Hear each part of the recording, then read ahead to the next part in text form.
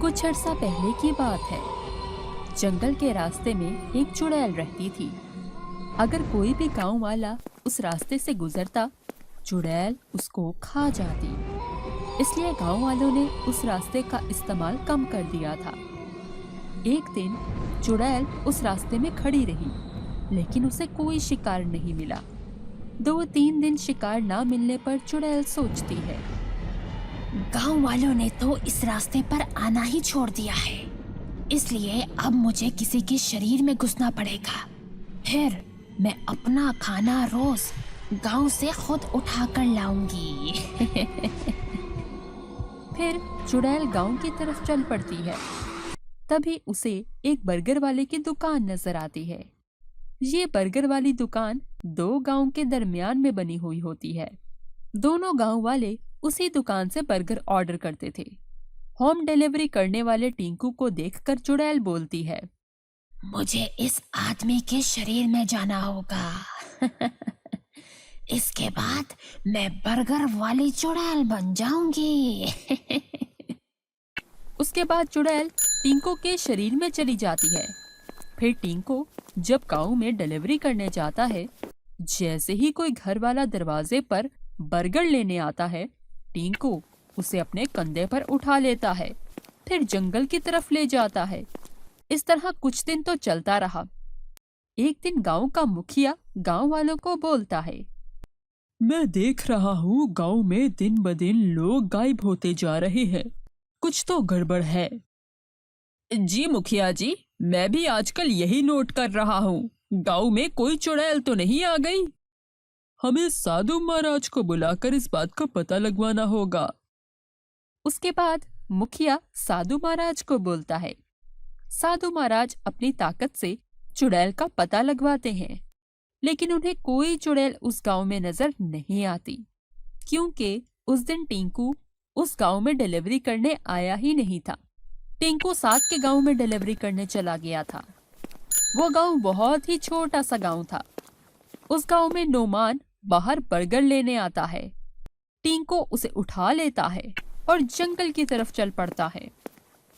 रोज कोई ना कोई मोटा ताजा इंसान खाने को मिलता है।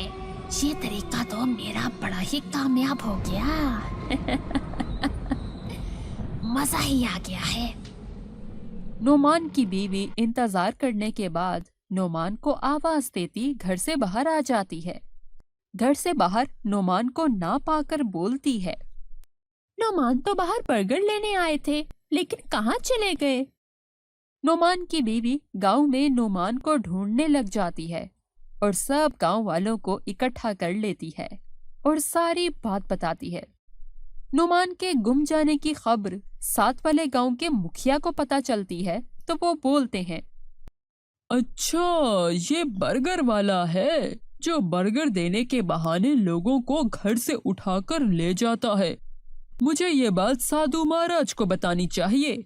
वही पता लगा कर दे सकते हैं कि ये टिंको बर्गर वाला ऐसा क्यों कर रहा है। मुखिया साधु महाराज के पास जाते हैं और उनको सारी बात बताते हैं।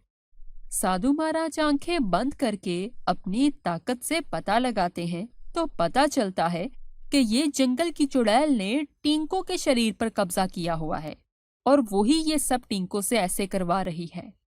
फिर साधु महाराज मुखिया को बताते हैं, लेकिन साधु महाराज, उसका अब क्या हल है? मैं अपनी ताकत से उस चुड़ैल को सबक तो सिखा सकता हूँ, लेकिन उससे टिंको की जान भी चली जाएगी। लेकिन मैं ऐसा नहीं चाहता। तुम्हें एक काम करना होगा। वो क्या साधु महाराज?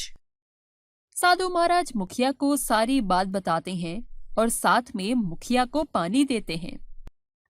अगली सुबह मुखिया बर्गर वाले की दुकान पर जाते हैं और उसे बोलते हैं। तब वहां टिंकू भी मौजूद होता है। मैं तुम लोगों के काम से बहुत खुश हूँ, इसलिए आज तुम सब लोगों की दावत मेरी तरफ है।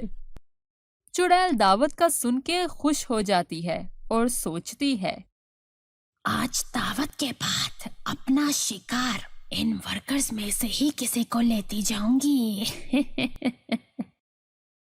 शाम होने पर सब बर्गर वाले मुखिया के घर खाने पर पहुंच जाते हैं और खाना लग जाता है। मुखिया साधु महाराज का दिया हुआ पानी टिंको के मुंह के आगे रखवाते हैं। जैसे ही टिंको वो पानी पीता है तो वो कपकपाने लग जाता है। ये मुझे क्या हो रहा है? चुड़ैल फौरन ही टिंको के शरीर से निकलती है तो उसे आग लग जाती है और वो जलकर राख हो जाती है। ये होता सब देख रहे होते हैं। फिर मुखिया जी सबको सारी बात बताते हैं और टिंको मुखिया का शुक्रिया अदा करता है। इस तरह गांव वाले उस चुड़ैल से छुटकारा पा लेते हैं।